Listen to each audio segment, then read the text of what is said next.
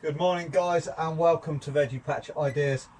Today we're going to look at the jobs you need to get done before March, and we're going to have a sneak peek at the new allotment and show you how to plan and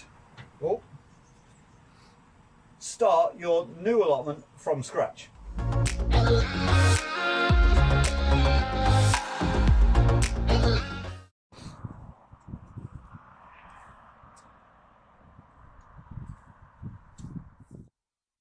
So here it is, the new site. It links directly onto mine at the back, which is great news because I can just walk straight through. It's in not bad shape actually, and we'll show you what I'm going to do, kind of making it up as I go along, but I've got a clear idea on where the beds go on this side, not so much on this side. So let's take a look around. So here we are coming out the shed, and it's a fair good size. So I've doubled the plot in size. Bed 1 will be 2.4 by 1.8, and again for both of these beds we'll dig them out and we'll keep this grass path all the way along, but we're going to extend the middle to 1 meter wide to give us barrow access and make it nice and easy for us.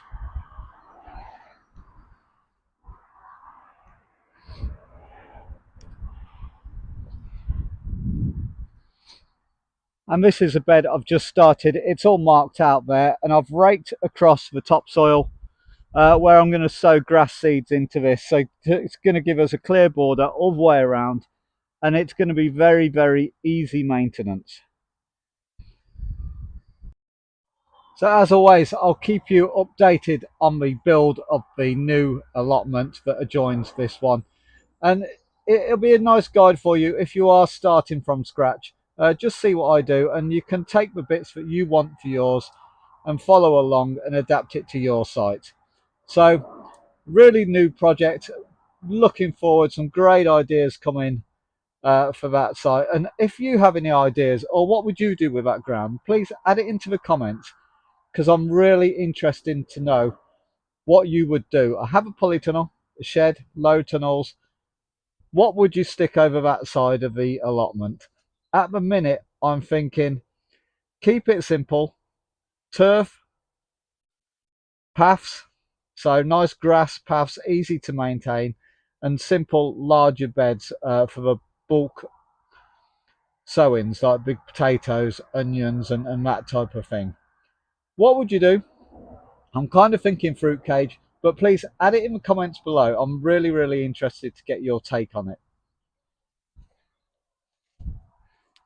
Now, mid-February to the beginning of March, you'll see your raspberries starting to come into bud, and these are autumn fruiting raspberries, and the way you can tell is they've got a prickly stem, and the summer fruiting ones tend to have a smooth stem. So this time of year I want to cut them back, and I'll cut them back to the ground, and the new shoots will come up, which will give us this year's crop. It's also a great idea to prune back and tidy up your apple trees or your pear trees, and just take off anything that you don't want, or it looks a bit that's overgrown in areas where it shouldn't be. So with this one, we're training it along the trellis, so this side looks fairly good. We'll prune it back to 2, but things like this we don't need because this sticks out in the wrong direction. So that will come off, and this one.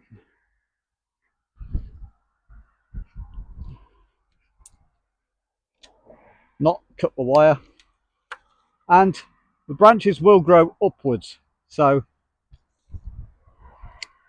cut to a bud, and like this one, it's in the way, shouldn't be there, so that can go. As we come into the start of the growing season, it's a great idea to start cleaning everything like your polytunnels and your greenhouses, just to maximize that light that's going to come through. So it's a big job.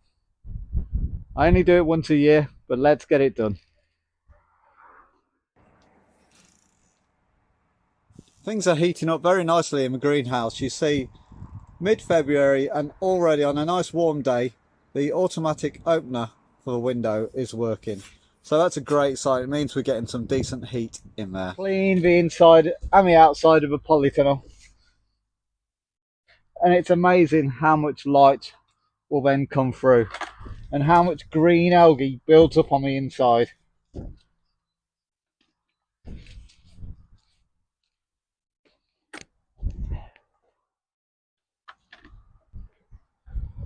And that goes for greenhouses too.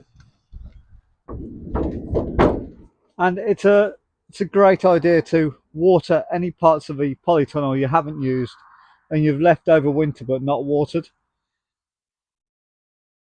Water it well, stick a good few watering cans on it, out of water but if possible, and this will fire the soil back into life. You'll find if you haven't watered it, it's absolutely bone dry under there, so it's going to take a few buckets.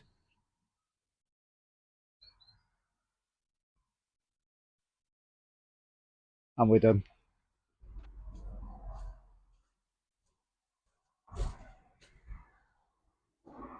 Can I say a big thank you to everybody who's subscribed already? It means a great deal to this tiny channel, and you'll get a lot of value out of this as well, because we'll take you through the season step by step and show you what to do, when and how, and we'll have nice, easy walkthrough guides for you to follow.